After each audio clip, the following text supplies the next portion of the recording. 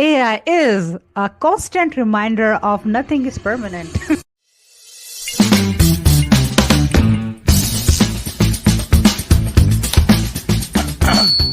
Welcome back to another episode of the Brainiac Blueprint, where we discuss the intersection of AI and how it impacts business and the world around us with our esteemed guests. I'm Kyle Lambert, founder of Left Brain AI and Action Hero Marketing. In today's episode, we discuss the complexities of healthcare clinics and what they undergo when attempting to receive funding. With that being said, today's Brainiac is Sharmeen Aqeel. Welcome to the show, Sharmeen. Kyle, I'm super excited to be with you in this podcast. So thank you for your welcome. I'm excited that you're here. I think you have a very interesting story as the founder of Lyyvora. So let's jump right in. If you don't mind telling everybody who you are, what Lyyvora does, and we'll just kind of kick things off from there.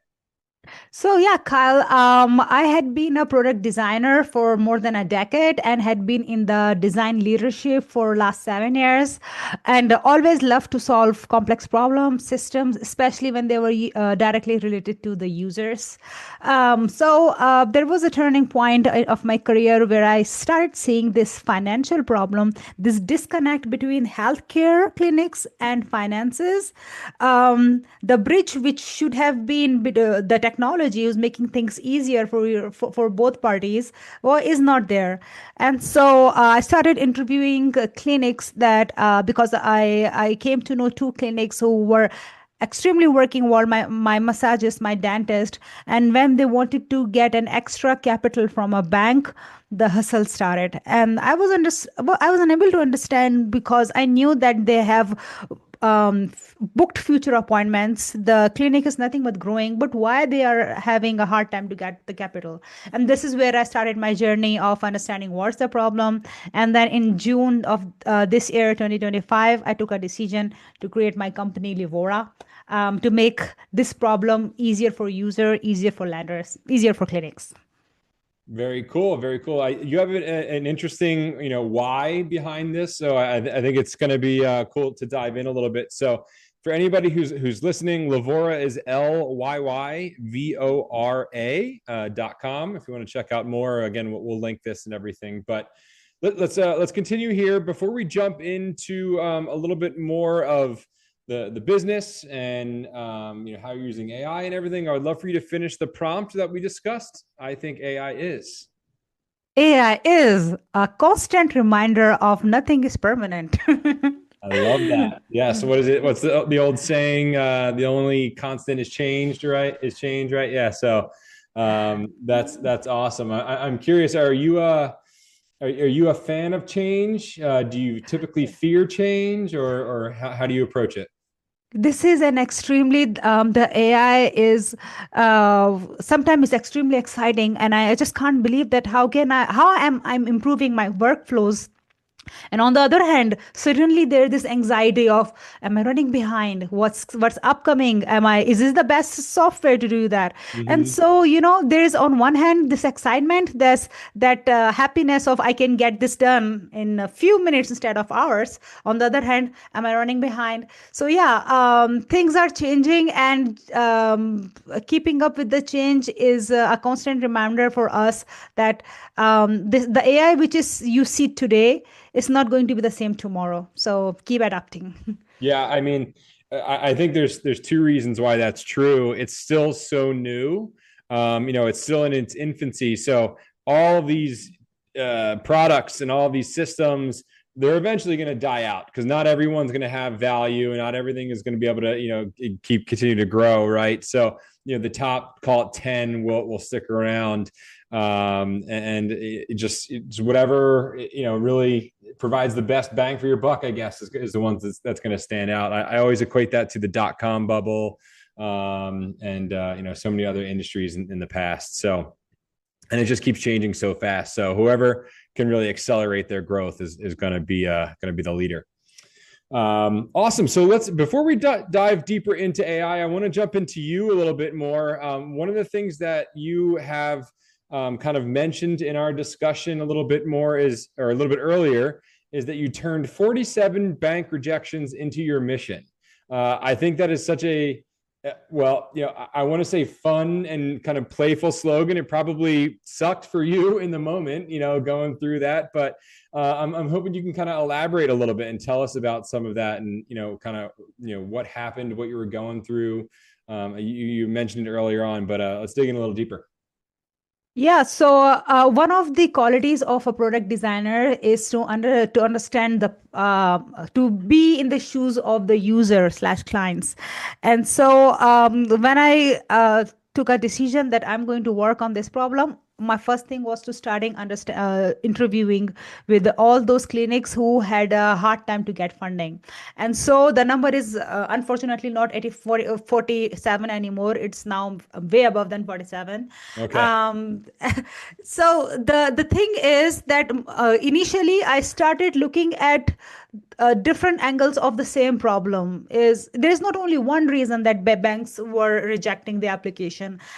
Most of the time this is something new. So giving you two examples to interview. So one clinic that I had been understanding the problem, she was with the same bank for last 3 years, as a the bank who had been looking at her accounts. And finally, when she needed the funding, she got rejected. The top reason was because she had $1,700 of loss in her P&L statement.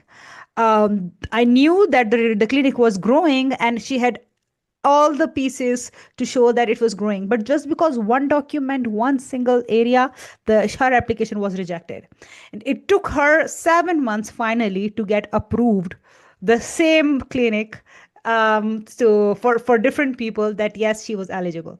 So this on the other hand, the another med spa clinic, she has been trying to get loan, but she did not have enough collateral.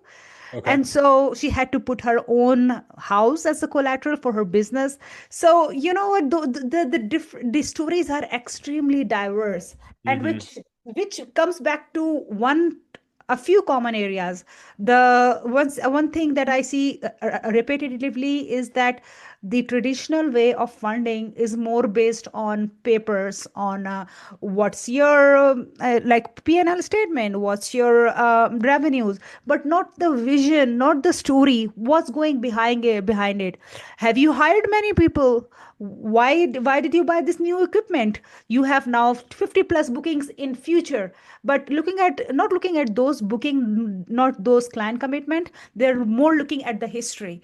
So yeah, I would say if I can resume all my interviews into one single area, I would say that this is that most of the time the banks are looking at the papers and not the ambition or the story of the clinic. It feels to me like they just have this black and white checklist, and if you don't meet that very explicit set of criteria, they're just like no, and there's no wiggle room or anything, right? So it's nice that you're providing this service. Like the banks can be a pain. Yes, it is. And you know why? One of the reason why is that is because they have a lot of good loans, like good companies. Why Sure. would they have this extra pain to justify 50K? By the way, 50K is extremely hard because banks are not interested in 50K. They're more Mm-hmm. interested in 300 and 400K. So that's another problem. If the amount is too small, the underwriting process costs them way more than the profit they might have. So they just not, yeah, this is not what they want. So they just don't take it. So is there a typical amount that you would say that these clinics that you've been working with are looking for from the banks?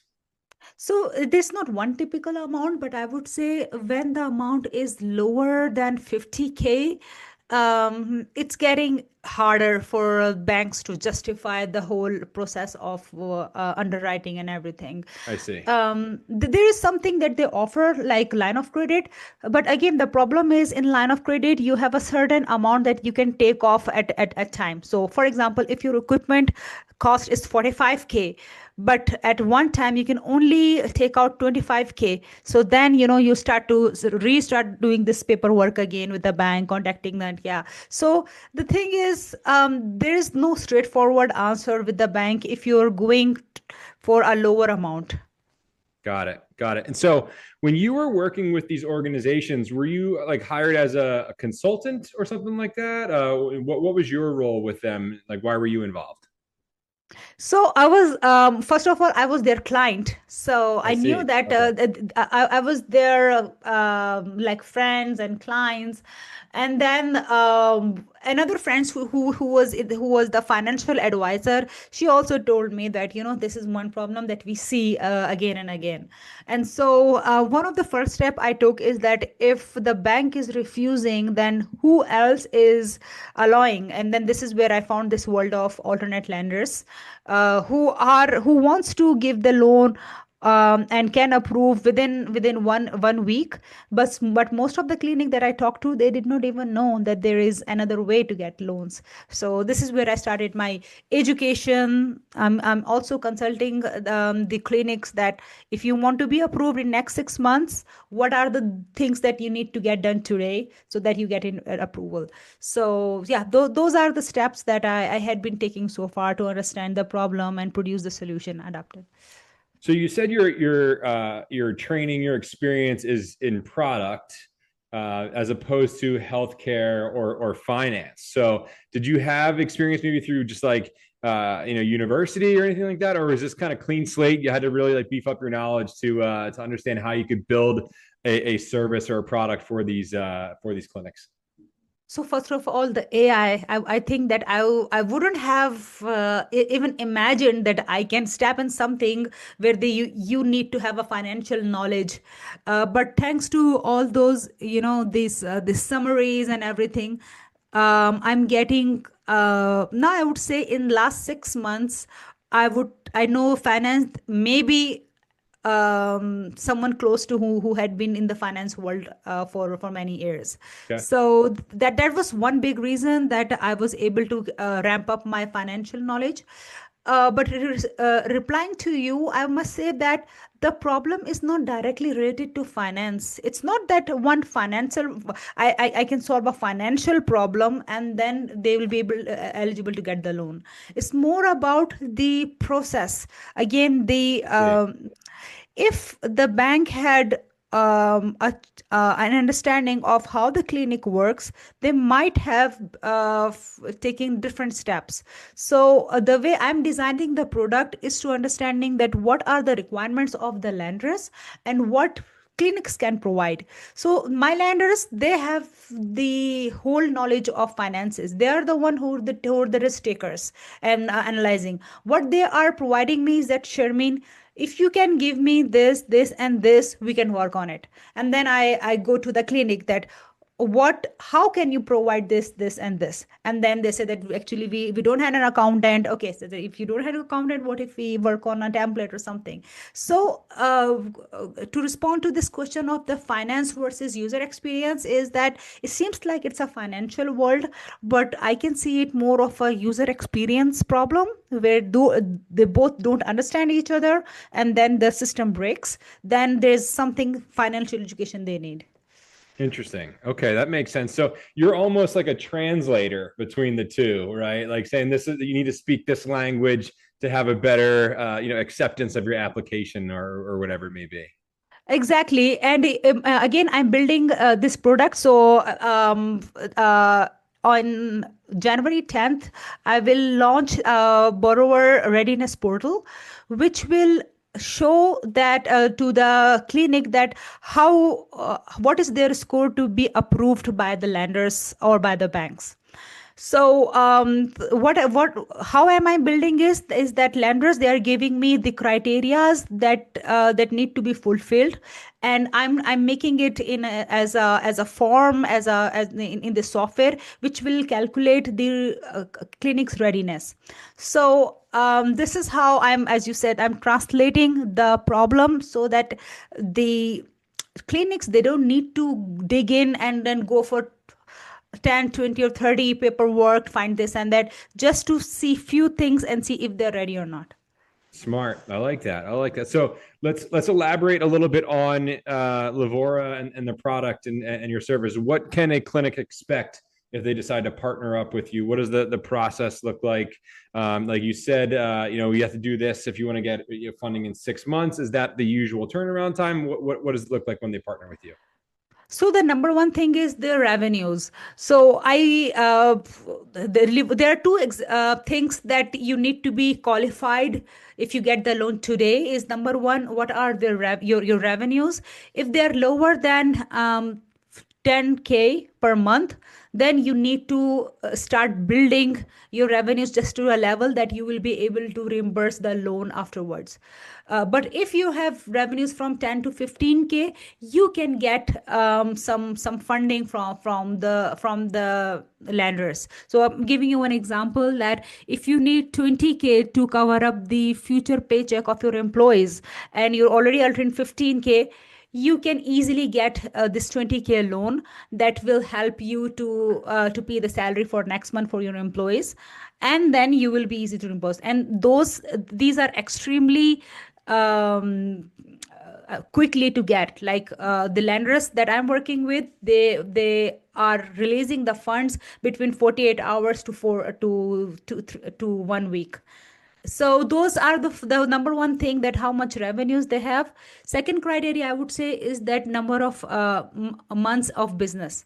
So if you're starting out, it would be way more difficult for you to get those loans. But if you were in the business for last 6 months, it seems that you know the business, you have a clientele, you have something going on, and then things get easier. So two things: your revenues per month, and second is number of months in business. And it's not a rocket science, everyone knows that what they where are Sure. they.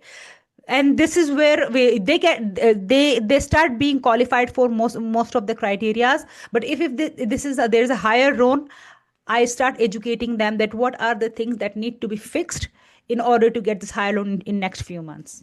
Got it. Got it. I'm sure that's valuable information. It's kind of hard to see the forest from the trees sometimes. So it's good to have someone like you kind of pointing that stuff out.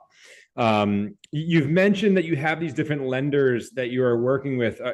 To make sure I'm understanding and everybody else understands, do you have a pool of like vetted lenders that are kind of sitting there and waiting for, hey, here's a Lyyvora application, like check it out, here's everything that you need, or is it is there another kind of way to be thinking about this?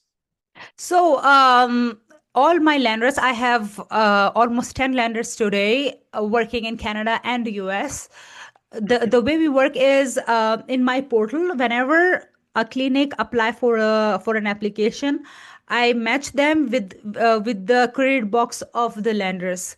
If there are three lenders who are interested in this criteria of the clinic, they send their offers to me, and then I look at them and recommend the clinic which offer is best for them.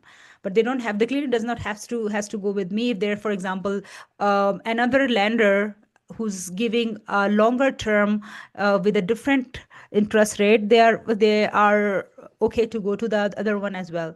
So the biggest value proposition that we are giving is that with one application they can get multiple offers and within 48 hours. Oh, that's nice. It's good to have that speed component to it. This is a super broad question, but I always like to kind of to think about this kind of stuff. Again, like when you were starting this up, this was kind of a net new process for you, and you were starting to see some light bulbs go off from your conversations with both the lenders and the clinics. I'm curious if there was something that really stood out to you that was just very surprising, and I know that's very vague, but it was like you're like, why is this happening? Or I'm so shocked that XYZ is going on. I'm curious if there's anything like that stands out. So there is one thing when I started analyzing the criterias of clinics that needs to be fulfilled when the lenders are approving an application. I with the typical bank criteria, I found there are 35 to 40 questions that they need to be filled. And then I, by working with the AI and other financial expert, I turned down them into 20 questions. And Okay. then I had my meeting with the lenders. I was so sure that they're gonna say that, you know what, you're not asking enough. We need these more criterias, and these 20 criteria are not enough. But my biggest surprise, what they said, you're still asking too much. Oh, And then wow. they turned out down to them into 12. So giving you Okay. one example, and a med spa, they were looking for an expansion, a loan for an expansion. And I said that the lease for the new location is mandatory from the beginning. And lender said, no, no, no, not from the beginning. We have to see the other things. So you can make it optional. And so my biggest surprise was that the lenders that I'm working on, they even reduced the criteria that I already have reduced. So that was one thing which was a good thing that I got to know, that yeah, we sometimes we are just making things too complicated. It Sure. doesn't has to be so complicated. That's interesting. I would have never guessed that they would be like, hey, let's simplify even more. That's nice. That's a big win right there. Very cool. So let's jump in. You've mentioned AI a couple times. It seems like you are a big proponent. You're using it on the daily. I'm curious in terms of what tools you're using the most. How you're using it. If it's infused in your product or is it just in your workflows? Give us a picture of how you're using AI. Kyle, if you asked me the same question 2 weeks back, I might have a different response. Today, Sure, I and have a you're going to different have a different response. response in 2 weeks too. Yeah, So exactly. Yeah. So the things, yeah. as I said, it's evolving every day. But I'm telling you today, December 12th, for that, what was this picture? So I would say the number one software that I had been using is from the beginning ChatGPT. But the way I started using it is evolving. Like before in 5.1, we did not have the personality. So now I created the personality. I created the folder where we have my all my history of Lyyvora. And I would say that people say that AI is like a co-pilot, but for me, it's kind of a co-founder for me. It has all my, it knows where I started, what am I missing, what should I be working on. So ChatGPT creating this folder helps me a lot. Now the other softwares that I'm starting now is to get the most accurate information. I had been using Perplexity. Now I'm using Grok.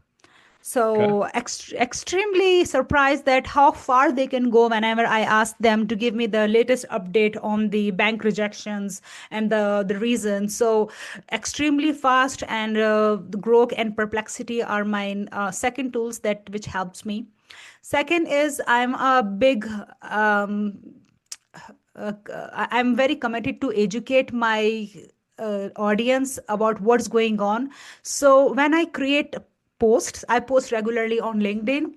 I use multiple softwares to post it. So first is creating my post on Stanley. Stanley is who knows my language, the way I speak.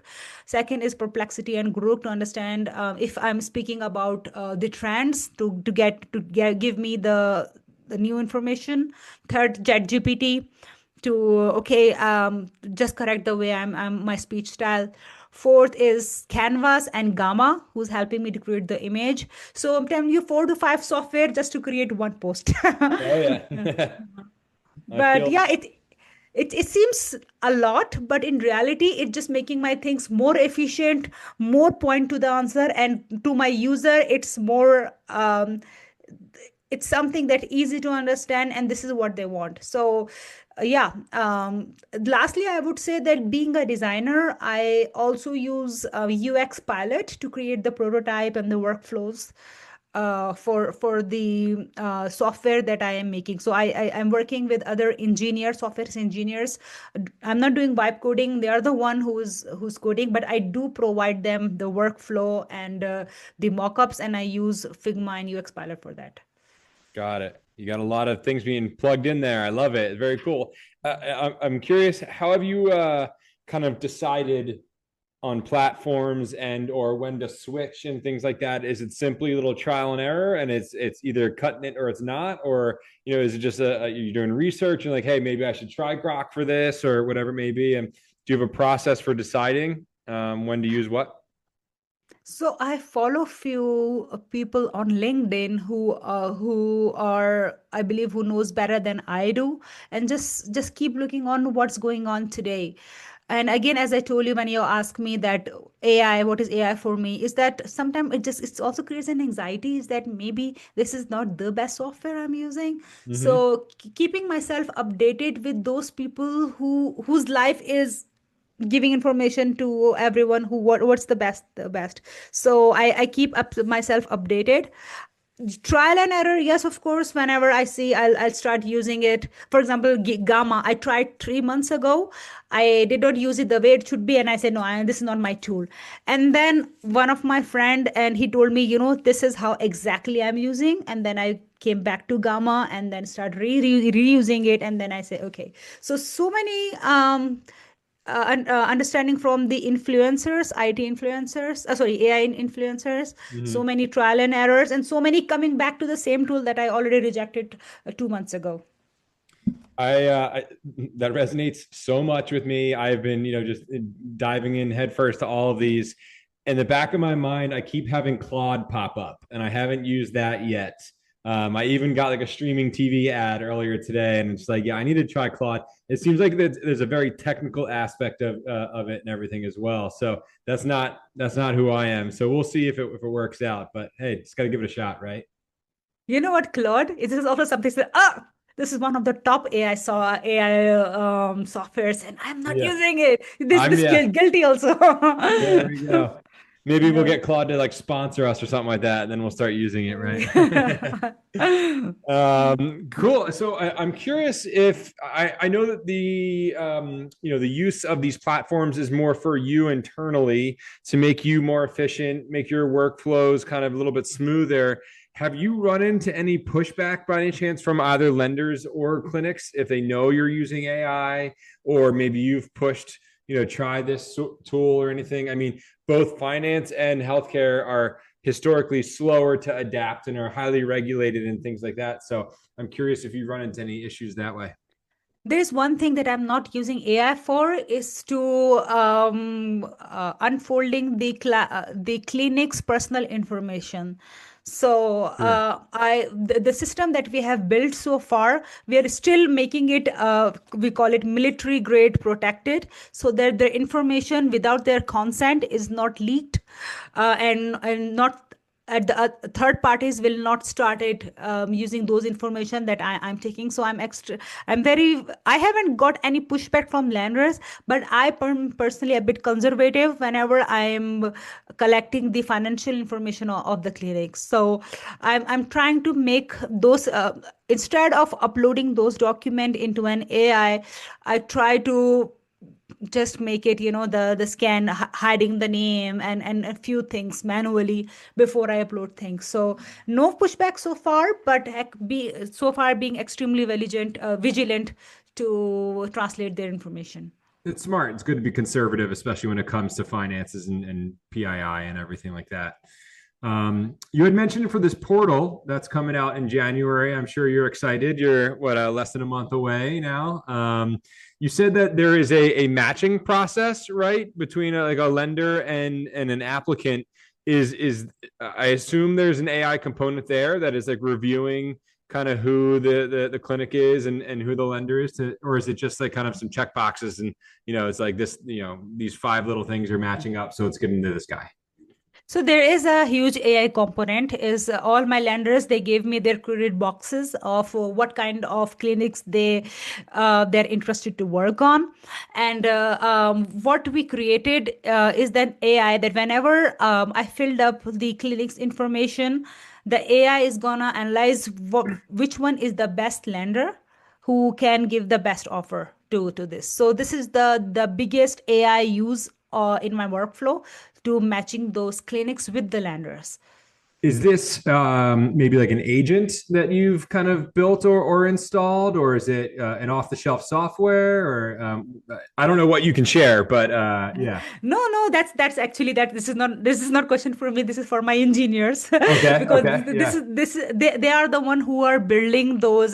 So what I did is, being a designer, I give them the workflow, I give them the mock-ups that this is what I want to, and they are the one who are building it. So I'll ask them. So are you building an Okay. agent? Or how are you doing it? Yeah. All right. Cool. So you have a team of we'll call it AI experts or engineer people with some knowledge that are uh, building the ship that you're envisioning. It sounds like. Exactly. Yeah. And you know what? I'm extremely surprised. You asked me that what is the one thing that I was surprised. I have actually so many things.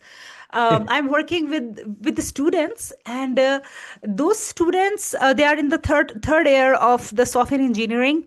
And while our generation, like my generation, we are more adapting AI, they are starting off with the AI. Yep. And so it's so exciting to see that it's just by default they start everything with this, with those. I haven't heard of those things, the way they're working, but the way they are using AI, I'm just say that maybe I have to again learn a lot to be the same level as them. So It's going to be interesting to see how it plays out. I feel like, I mean, you're a mom, so you've probably seen it how kids today just know instinctively how to like do a touch screen and use a phone and stuff like that, right? So the next generation is going to be like, oh yeah, I just built this program at 5 or something like that. yeah, That's, yeah. yeah. You know what? My son, who's 7 years old, usually in the car we have the Google, and I just turn on the mic and he asks the question. So he was asking something, and the Google was unable to understand. It was not Gemini, huh? It was just Google. And Sure. for the first time, my son said, "Mummy, can you please ask ChatGPT?" I said, "What?" Oh No, wow. he started. He's just 7 years old, but I think the AI is just it's impossible to avoid the hype, the information going on, even for the kids. They know that there's something more intelligent around here. Well, especially since when you take into consideration, I think OpenAI is supposed to IPO next year, and the valuation is expected to be $1 trillion. Like that's something that can't be ignored, even at 7, right? That's just Yeah, it's around you at all times. You know it's yeah, there. yeah. It's absolutely crazy to think about. I'm sure you're excited about the portal coming, and I hate to always be thinking about the next thing, checking things off. But I'm curious if you have another iteration, another feature, anything like that that's kind of in the back of your mind or on the plan for how you're going to keep building on this. Yeah, so another near future thing that I'm working on today, apart from the portal, is those templates. I've seen many med spas who are the one man show, and mostly they are the women entrepreneurs. So they cannot afford an accountant, especially in the early stages of their business. So and they are expert in their own domain and not in finances. So I see this gap of how I, as a Lyyvora, as a company, help them understanding that how to prepare those document. And so the readiness portal will tell them that, okay, your score is this and you need to have this and that. But what I'm building today, in parallel to that, is that how to create, if the P&L statement. So what's your debt ratio? Those kind of things I'm building them, so that in few months, if they need some uh, like hand holding or templates, they can have them without going to any professionals to in order to apply a loan. So that's another near term things that I'm building, financial templates adapted to their clinic and their status. That's great. I'm sure it'll make the whole readiness process easier and make you even more valuable to stay within their ecosystem. That's awesome. This is a random question that just popped into my head, so I'm sorry for the hard transition here, but I'm curious if there's any meaning behind the name Lyyvora. Is there any inspiration? Does that mean something, or yeah, I'm curious. Yeah, there is a meaning because So there are two things in Lyyvora. Lyyvora, it's the first part signifies line, and more than line, I think lioness is because I know that there's so many women entrepreneurs who had been living in a tough life, being a mother, being a wife, daughter, so much load on them, but still they are entrepreneurs and they are going forward with the time. So I salute all of them and I'm saying you're the lioness. And second is Vora is it's coming from light. So yeah, it's that we're going nothing but the bright future for us, for our future generation, and yeah, for building their own identity, but also creating an example for their kids. So this is the two areas of the meaning, lion and light. Very inspirational. I love that. What language is it? um I'm not sure. I think it's a Latin word. Aura. Aura is Okay. I'm not sure which exactly. It's English or maybe I don't know. Maybe it's English, but I don't know where it can come from. Okay. Yeah, and there is a mix. There is a light Latin inspiration in these words. That makes sense. Okay. Have you always envisioned yourself as a founder or an entrepreneur prior to this, or is this just like again you saw an opportunity and ran with it? I never thought is this before. People told me before when I was in school, for example, when I was in France doing my master's in product design. I was seeing that the one thing that we are learning in the whole our journey of the graduation is solving a problem. Sometimes it's related to a product, physical product. Sometimes it's related to the system, but we are solving one problem. And at that a few times in my career, I found that the one who's really solving the problem is the entrepreneur, Mm-hmm. because it's just from all different angles, and he has the whole power in their mind to solve it. While if you're a product designer, you have to go through many stakeholders, many approval. It should be related to your particular area, but an entrepreneur is just go go go. So yeah, this I never thought that one day I will become, but I always looking at that, this person, entrepreneur, is the one who has the whole everything to solve the problem that he wants to solve. It's so funny. Since I became an entrepreneur in 2022, I just feel this extreme bond with people that have just like gone through the fire, and you know the moments of in the morning you're fist pumping and you're excited and you're ready to go, and then you're banging your head on the desk because something went wrong, and then an hour later, oh, we got a guest. There we go. Yeah. Hello. My daughter. Yes, she's my daughter. So yeah, the vacation is about to come, and they're like, "Okay, mommy, what are you They're doing? ready to What's your go. workout?" Hi. That's Okay. awesome. I'm curious in terms of today, how are you reaching out to new clinics? How are you getting the word out about Lyyvora and showing them that you have this amazing product? So far, it has been word of mouth, so much education on LinkedIn, but now I'm starting also what do you call it, Instagram and Facebook. Okay. So so far it had been word and mouth. I'm a firm believer of education. I believe that if you give the right amount of education, you will create this flywheel of the growth of your product. So okay, so I it's agree. another one, 7 years old. So yeah, he was the one Bye. who was curious about the chat GPT. I So was gonna say the ChatGPT guy. okay. That's awesome. And I agree 100%, Charmeen. It's the age of information. I don't mean to, dial down or diminish what we do, but anything that we do is out there. People can learn it and do it and everything like that. But it's if they're gonna open up their wallets or their trust or anything, they got to know who you are and that you can prove that you've done it before. So I Yeah, agree. You have to build up that education, that credibility, and the trust before they're able to actually yeah. partner with you, And especially when it comes to their business and their wallets.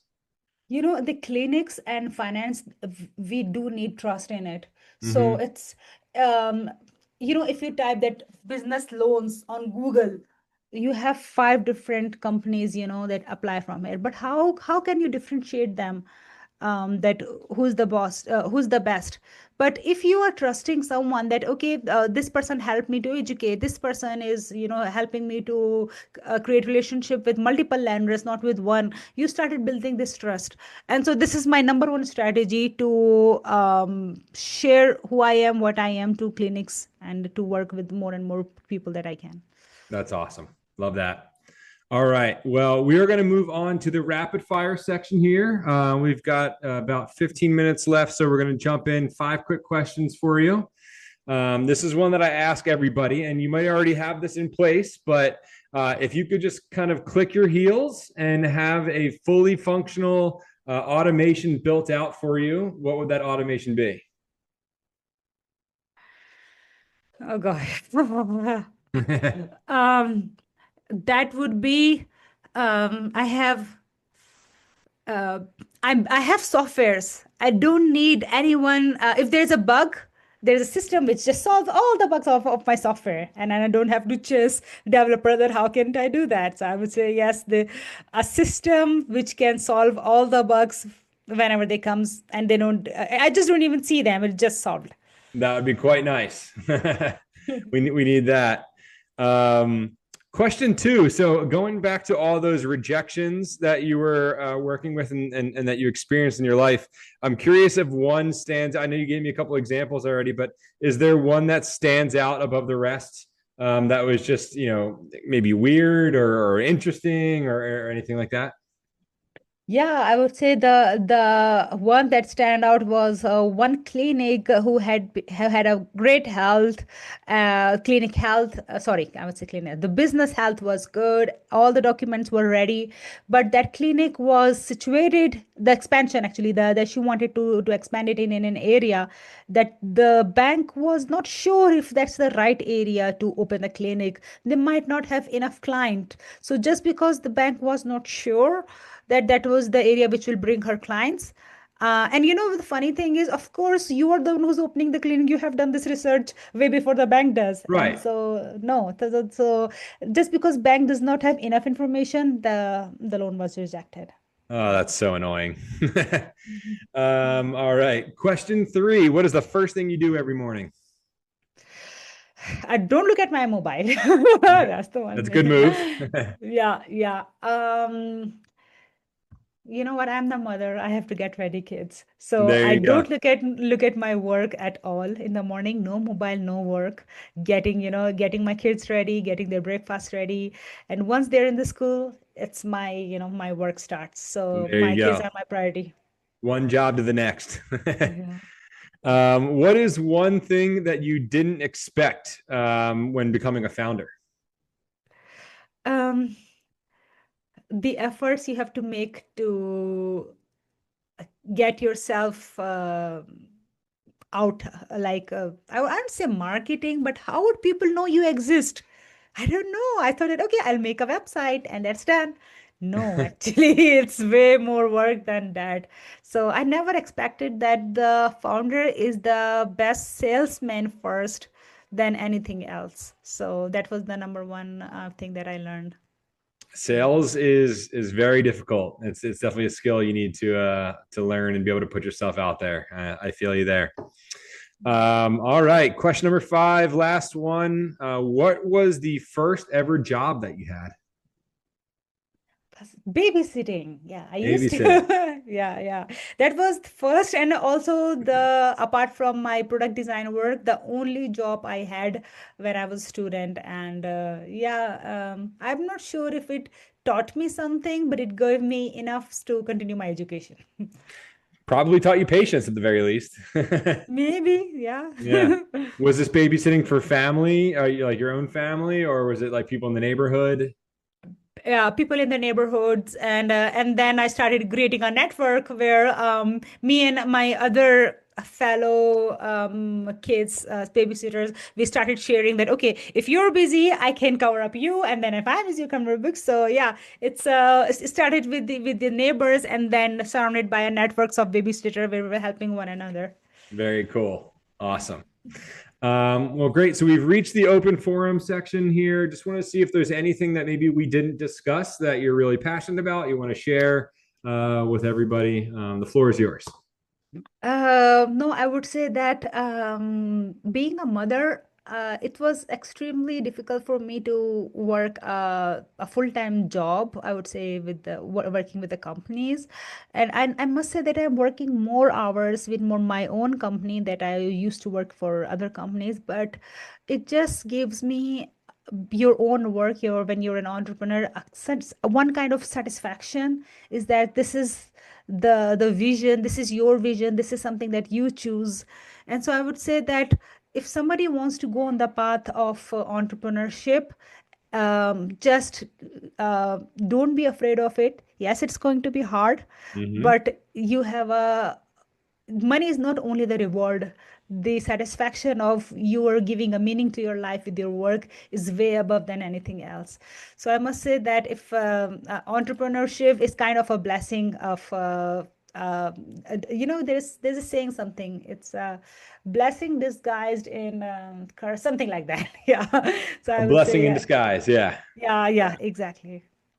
Awesome. I echo that 100%. Like I said, I think entrepreneurship is it's very challenging but very rewarding as well. It's something that I'm very glad that I took that leap as well. Mhm.